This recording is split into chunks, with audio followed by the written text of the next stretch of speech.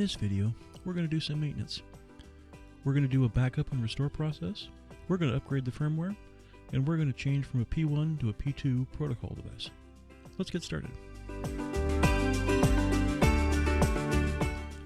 Okay, we're going to start off in the maintenance section by doing a backup and restore functionality. There's a couple of reasons to do a backup. The primary one is if you've got a gateway out there, you want to get it backed up so that if something happens to it, truck runs into it or something like that, you've got a backup. So when you install the new one, you just load the backup. You're not having to reconfigure everything. The only thing that doesn't go with the backup file is the IP address and the password. But you've got to set those anyway to get into it in the first place to do a restore functionality.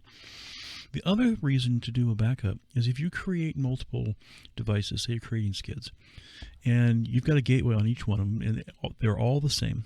Each device has got the same equipment on it, and so the gateway is configured the same. You can create the first one, do the configuration of it, create a backup, and then use that backup in the restore function of the new ones that come down the road, come down the line, so that you're not having to reconfigure each device. You've got the same configuration in every one. You just do a restore functionality, and you're done. Okay, so this is really simple stuff. Go to maintenance, click on backup. It's going to ask me if I really want to do this. I'm going to say yes.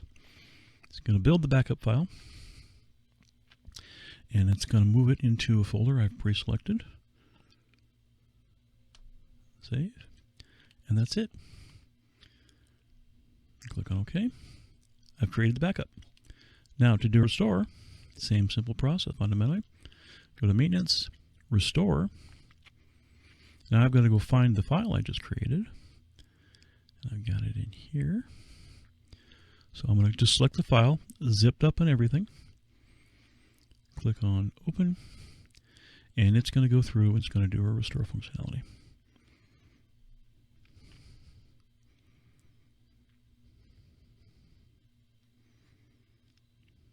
The gateway is going to reboot. Of course, I lose the connection because gateway is rebooting. And as soon as it comes back up, it'll reconnect.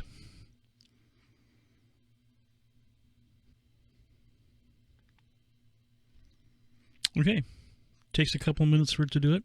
As they say, through the magic of television, I'm going to edit it down so you're not sitting here staring at the screen for 2 or 3 minutes. When it comes up, it'll reconnect, make the connection, click on OK, and you are back inside your gateway. Backed and restored. That's all there is to it.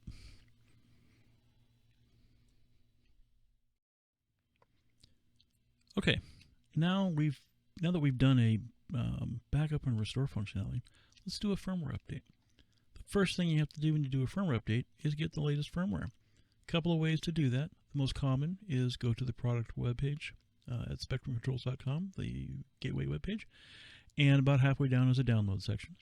And you select the firmware from there. You download the firmware, and then you unzip it. And within that unzipped file is the file that you're going to use, and I'll show you that here in a second. The other way to do it is with there's an application form that's for special versions of the firmware, and or more than likely, if you're in that scenario, Andy or myself, the two application engineers, we're going to point you to where you can get a copy of the firmware if you have a special case need. Okay, so let's go down to maintenance and then update firmware. Now it's going to take me to a folder I've pre-selected. Now you notice there's two folders there. One is the zipped file. That's the one I downloaded. I've already unzipped it, so I'm going to go into that. You see this TAR.gz. That is the firmware file. So that's what I'm going to select.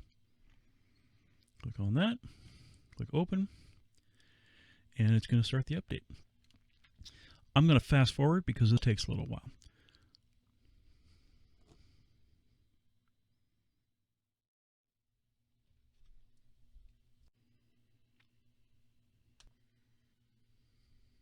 Okay, so we reestablished the connection. It went through a pretty lengthy process, and as they used to say, through the magic of television, I cut it down so you're not sitting there staring at the screen for 5 minutes. The update's a pretty big file, and it can take a while to do it. So I'm going to reestablish the connection. It's going to go in, and then I'm going to put my password back into it because I did a full reboot. It does the reboot for you. Firmware update's complete. Now, it's always a good idea to go in and look up about Universal Industrial Gateway, and it'll tell you what the firmware version is. And I did load 2.02.473. So that's what it takes to update the firmware.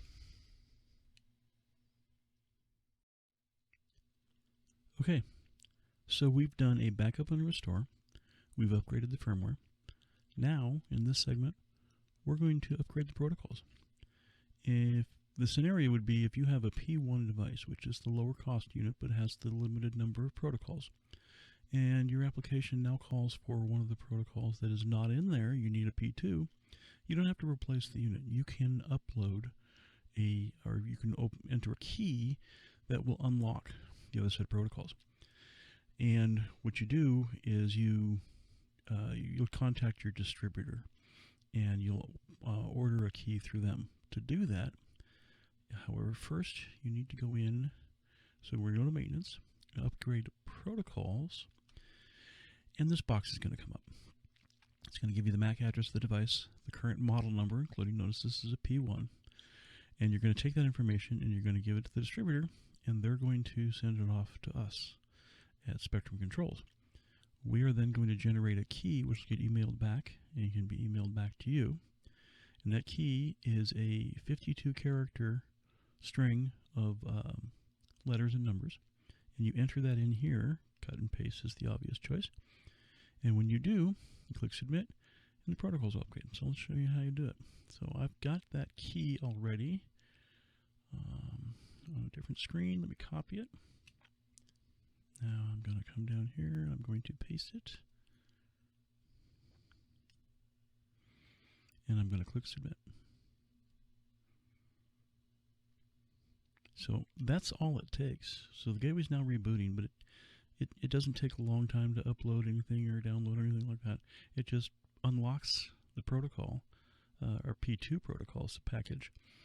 And when this comes back online, I'll show you the part number will change to a P2.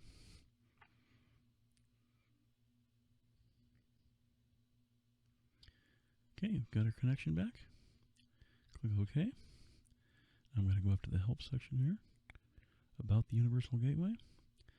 And notice it's now a P2 device. That's all there is to it.